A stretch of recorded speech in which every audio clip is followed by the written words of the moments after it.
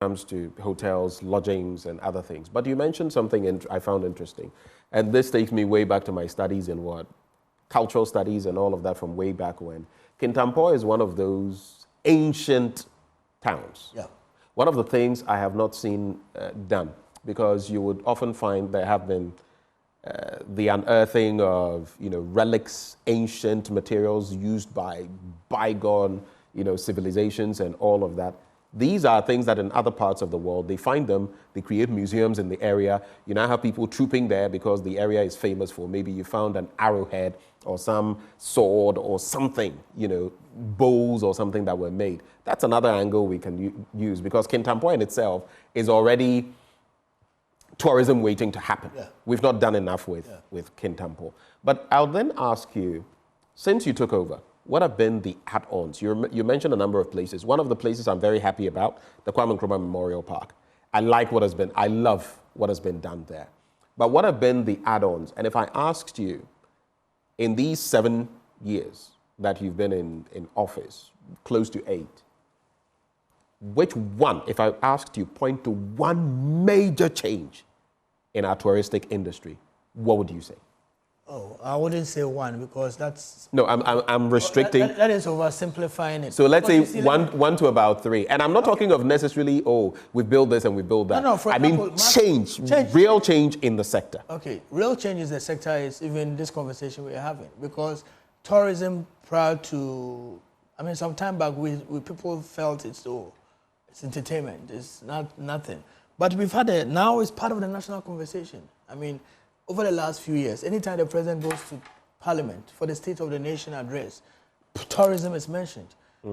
If you take marketing the destination and trying to bring, Ghana is now top of mind. Recently somebody showed me a picture when they were doing these Euros, where the players were asked, which African country are you familiar with? And almost all of them would turn their attention in Ghana. To get Ghana to that level where everybody is talking about the destination, it's not something that is by chance. We've been deliberate in our marketing effort. December in GH, it's a product that we've introduced in 2019. And now, if you talk to the hoteliers, you talk to the people in the value chain, December was a lean season, because a lot of our big hotels, the 5-star, upmarket hotels as we call them, 3 to 5 star, they depended a lot on business tourism, where people come and have conferences, exhibitions, workshops. And so by middle of December, everybody was shutting down, because people don't do these conferences in December. It's party time. But then we came out deliberately to say, okay, let's create a brand. And we've created a brand, December in GH. Yeah. Last year, we endorsed almost 188 events. We started in 2019, 36 events. And this is going all over the country. If you go to Takoradi, if you go to Navrongo, people are bringing up events that we endorse. And then we support through marketing. We support in so many areas, licensing. Apart from marketing, licensing. Sometimes we sponsor some of them and all that. So, okay. Yeah, so we've been very deliberate in our marketing. So I would say that is one thing. If you take the year of return, for example, in 2019, that has really positioned Ghana as the Pan-African hub.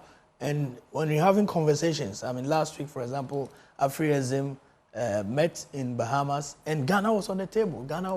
You have somebody like Chief Woman being the one anchoring the creatives there, doing a display of the Mansa world story. And so these are things that I will say, let's separate the tangibles from the intangibles. The top of mind that Ghana has created, the top of mind awareness that people are saying that, okay, this is the destination, I want to go to Ghana. And the numbers are showing, year on year. It dipped from 2019 to 2020, obviously because of COVID. But from 2020, from 300,000 in 2020 to move back to 1.148 million in 2023 tells you that something is happening. And so that marketing is one of them. And then when you talk about tourist sites, the structure that we've brought to bear in terms of regulation, and the laws, the LI is very significant, because without a proper legal framework, somebody wakes up in the morning, there's a stone that has gushed out some water, and then all of a sudden they put things around it and they say it's a waterfall, and then people start coming there. There are no security arrangements, no washrooms. And so we are now using the force of the law to make sure that every tourist site will have decent washrooms,